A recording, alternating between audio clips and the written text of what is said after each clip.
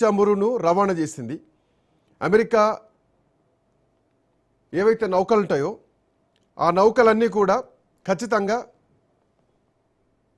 ఆపేయాలి అన్నటువంటి ఉద్దేశంతో ఆల్మోస్ట్ మొత్తానికి ఎక్కడికక్కడ అష్టదిగ్బంధనం చేసినటువంటి పరిస్థితి. సో ఇది ఎటువైపు వెళ్తోంది? ఓవైపు ఖమేనీ అంత్యక్రియల కోసం దరిదాపు 5 కోట్ల మంది హాజరయ్యారు. నెక్స్ట్ మొజ్దబా ఖమేనీని టార్గెట్ చేయబోతున్నారు అన్నది కూడా వినిపిస్తోంది.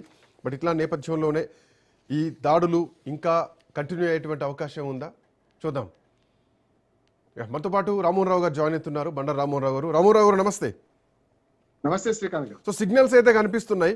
ఇరాన్ పైన అమెరికా విధ్వంసకర దాడులు కొనసాగుతూనే ఉన్నాయి. కాల్పుల విరమణ ముగిసింది, ఇక చర్చలు లేవని ప్రకటించారు. సో ఇప్పుడు ఈ కంటిన్యూ అవుతుంది అనుకోవచ్చా? వారు ఎట్లా చూడొచ్చు? శ్రీకాంత్ గారు, మీకు అట్లాగే రాజు ప్రేక్షకులు నమస్కారం. నమస్తే అండి. శుభం కార్డు పడుతుంది అనుకున్నప్పుడే ఎంగేజ్మెంట్ నాడే విడాకుల పత్రం రాసుకున్నట్టు అయిపోయింది. పెళ్లి పెటాకులు అయింది. మొన్నటికి మొన్న మనకు ఫ్రాన్స్ వేదికగా అమెరికా అధ్యక్షుడు ట్రంప్ G7 దేశాల సమావేశం జెనీవాలో జరిగితే దానిలో డిజిటల్ సంతకాలు చెప్తున్నాడు. ఆ తడి ఆరకం ముందే అసలు ఈ వివాదం మొదలైంది అనుకున్నాను నేను. జోబాన్సును కూడా మన ఫ్రాన్స్ లో జరిగిన ఒప్పందం, ఫిజికల్ ఒప్పందం గుర్తించుకుందామని పోతే అక్కడ పట్టించుకోకపోవడం, ఇరాన్ అధికారులు కానీ ఇరాన్ నాయకులు కానీ ఆయనతో కరచాలనానికి కూడా ఇష్టపడకపోవడం, కలిసి ఫోటో దిగడానికి కూడా ఇష్టపడకపోవడం చూస్తే మనకు అర్థమైంది ఏంటంటే ఈ వివాదం ఇంతటా ముగిది లేదు, మొదలవుతుంది. కథ మళ్ళీ కంచికి కాదు, మొదటికే చేరిన కథ మొదటికి వచ్చింది అనిపించింది. ఈ మీరు అన్నట్టు 24 గంటల 45 గంటల ముందు వెనక్కి వెళ్తాం. 24 గంటల కొంత ఇబ్బంది కూడా. ఏదైతే అమెరికా సంబంధించిన ఒక మర్చెంట్ నౌకను ఇరాన్ వాళ్ళు అడ్డుకొని దాని మీద డ్రోన్ దాడి చేశారు, ఇంజన్ మీద దాడి చేశారు. దానికి వెంటనే రెఫరికేట్ అయ్యి వెంటనే మన అమెరికా చేసిన పని ఏంటంటే వెంటనే దాడులు మొదలు పెట్టడం. నేనేమంటాను అంటే 2 చేతులు కలిసి తప్పట్లు అయితే ఒకసారి ఇరాన్ తప్పు చేసి అట్లాగా వస్తే ఏం కాకపోతుంది. ఇరాన్ వాళ్ళు ఏం చేశారు, గత 5 రోజులుగా అక్కడే అలీ ఖమైనీ అంత్యక్రియలు నిర్వహించే క్రమంలో 44 మంది కీలకమైన నాయకులు, అక్కడికి అలీ ఖమైనీ మనవరాలు కూడా 14 నెలల మనవరాలు కూడా పక్కనే శవపెట్టికి పెట్టి అందరికీ కొంచెం బాధ కనిపించింది. ఎందుకంటే పిల్లల్ని కూడా చంపేశారు కదా అని చెప్పి. అట్లా వాళ్ళందరూ అంత్యక్రియలు జరుపుతూ నిన్నటికి పూర్తయినాయి. ఇప్పుడు మన కాలం ప్రకారం ఇవాళ ఉదయం వాళ్ళకేమో నిన్న లేక కనుక పూర్తయింది. పూర్తయితున్న క్రమంలో వాళ్ళు విషాదాల్లో ఉన్నప్పుడు, ఎవరైనా కష్టంలో ఉన్నప్పుడు వాడి మీద దాడి చేయరు కదా. అటువంటి అప్పుడు పాటించాలి, అది పాటించట్లా వాళ్ళు అంత్యక్రియ చేసుకుంటున్నారు. దాని మీద వెంటనే చేయరు. నిజంగానే ఇరాన్ తప్పు చేస్తుంది అంటున్నాం. ఇరాన్ వెంటనే 3 రోజుల క్రితం జరిగిన సంఘటన యాక్చువల్ గా చర్చలు జరుగుతున్నా గానీ చర్చలు ఏం లేదు, అంతా ఆగిపోయింది. చర్చలు వృధా అని కూడా అంటే ట్రంప్ ఏమన్నారంటే అక్కడ చర్చలు చేసుకుంటారు, ఏం ప్రయోజనం అని. పంపించింది ఆయనే, చర్చల వల్ల ప్రయోజనం లేదు, కాలయాపన తప్ప సమయం వృధా తప్ప ఏం లేదు అని ఆయనే ప్రకటించినాక చర్చలు చేసేవాడికి ఎటువంటి శాంతి ఉండదు కదా. దానికి కారణం ఏం చెప్పాడు ట్రంప్, ఇరాన్ వాళ్ళు అమెరికా ఓడి మీద దాడి చేసింది, కరెక్ట్ చేసింది. చేయగానే ఏం చేయాలి, దాన్ని ఎండగట్టాలి, ప్రపంచవ్యాప్తంగా చూపించాలి తప్పు చేసింది ఇరాన్ అని. ఒకవైపు తప్పించాలి. మనం కూడా ఆ పని చేసినాం. ఉదాహరణకు ఆపరేషన్ సింధూర్ కంటే ముందు మనకు పహల్గాము దాడుల తర్వాత వెంటనే ఏం చేస్తలేరు, పాకిస్తాన్ యుద్ధం ప్రకటించాలంటే కొద్ది రోజులు ఆగి ఏం చేసినాం, మనం సడన్ అటాక్ చేసినాం. 6 సైనిక స్థావరాల మీద, తీవ్రవాద స్థావరాల మీద దాడి చేసినాం, వెనక్కి వచ్చేసినాం అరగంటలో.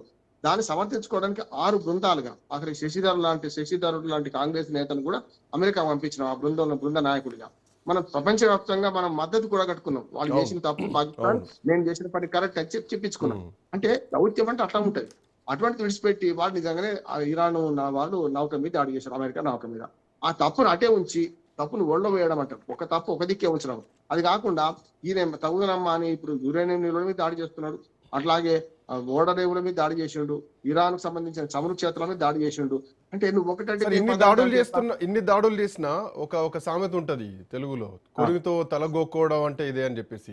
ఇంకా ట్రంప్కి ఎందుకు మరి ఆ బుద్ధి రావట్లేదు, అర్థం కావట్లేదు. పాయింట్ నెంబర్ 1 అయితే కనుక ఇప్పటికే మనం సైనికంగా గెలిచినాం, అయినా వాళ్ళ దగ్గర ఇంకా కొంతే మిగులున్నది సామర్థ్యం. సో ఆ కొంతను కూడా కొట్టేస్తాం, సో వేరే ఆప్షన్ లేదు ఇరాన్ అని చెప్పేసి ఆయన మాట్లాడుతున్నటువంటి పరిస్థితి కనిపిస్తోంది.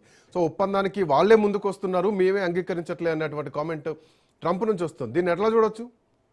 ఇదే దొంగ దొంగ దొంగ అన్నట్టు. అంటే షోర్ ఉల్టా కోత్వాల్ కో డాంటే అని ఉర్దూలో సాగుతుంది కదా. దొంగే దొంగ దొంగ అని అరిచినట్టున్న సమస్య. ఏమంటానంటే నువ్వు చేసే పని తప్పు. అసలు ఎప్పుడు చర్చలు మొదలు పెడదాం అనుకున్నప్పుడు దాన్ని శుభం పలకరా పెళ్లి కొడుకు అంటే ఇంకేదో చేసినట్టు వాళ్ళు నావలు నువ్వు చల్లకుండా నువ్వు దీవించినట్టే ప్రతిసారి చర్చల ముందే మాట్లాడతారు ట్రంప్. చూడండి, ఆయనకి ఇష్టం ఉందా లేదో తెలియదు కానీ ఎవరు మాట్లాడతారు. నిజంగా చెప్పిన అవసరం ఎవరికి ఒప్పందం కుదరాలి అవసరం అమెరికాకి ఎక్కువ ఉంది. రేపు పొద్దున మధ్యంతర ఎన్నికలు వస్తున్నాయి. మధ్యంతర ఎన్నికలు రిపబ్లిక్ పార్టీని గెలిపించలేకపోతే తన ఉనికికే ప్రమాదం వస్తుంది. మెల్లమెల్లగా చాప కింద నీరులాగా జో వాన్స్ వస్తున్నాడు, చూస్తున్నాం. మన జేడీ వ్యాన్స్ వస్తున్నాం, చూస్తున్నాం కదా.